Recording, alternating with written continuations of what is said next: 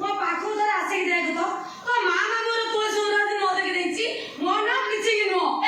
Richie ସେ ଟୋକାଟା একটা ତା କଥା ଛାଡେ ଯଦି ମୁଁ ଯିବା ବାଟରେ ମୋ ହାତ ବାଜିଗଲା ମଲା ତମେ ମୋ ଘୁଷେଇବା ଅମଳର ମଣିଷ ମାନେ ଗୁରୁଜନ ତମକୁ ବିଷ୍ଣୁ ବୋଲି କହି ମୋ ମୁଣ୍ଡିଆ ମାନେ ଯଦି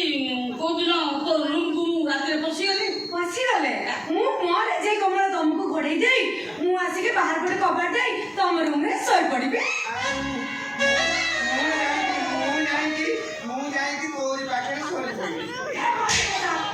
ସେଟା ବାଟେ କି ଚଟଡି କରିକି ବାପ ପୁଅକୁ ଚଟେଇ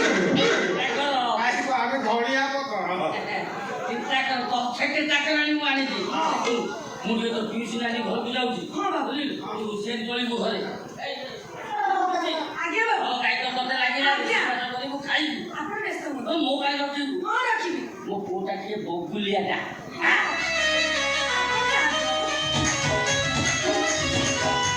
ଆପଣ ଜାଣନ୍ତୁ ବାବୁ ମୁଁ କେତେ ବଗୁଲି ପାଣି ପିଆଇଛି ଇଏ ବଡ ଜୀବ ମ କେତେ ବଗୁଲି ଆଣିକି ମୁଁ ପାଣି ପିଏଇ ଦେଇକି ଛାଡି ଦେଇଛି ତୁ କଣ ମୋ ଠାରୁ ଗୁଟକେଇ ଯିବୁ ହଁ ମୋ ଦେହରେ ଥରେ ହାତ ମାରିକି ଦେଖ ତ ହାତ ମାରିକି ଦେଖ ତ ହାତ ମାରି ଦେଖି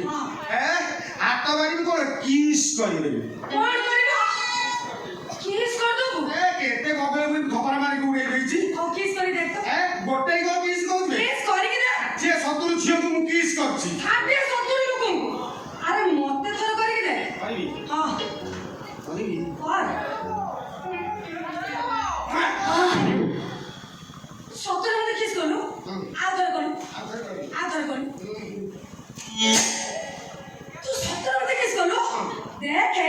ମୁଁ ତୋର କୋଉ ଭଳିଆ କାଟୁଛି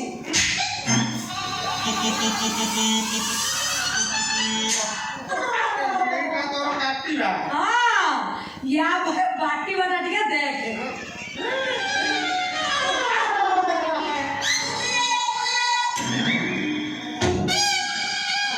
এইটা তোর বাটিবা ଆଉ ଛେଚିବା କୋଉଟା ଛେଚିବା ଦେଖେଇବି ନା ତାର ଭିତରେ ଦେଖେଇବୁ ହଁ ଏବେ ଶାନ୍ତି ତ ଆଚ୍ଛା ତୁ ମତେ କହିଲୁ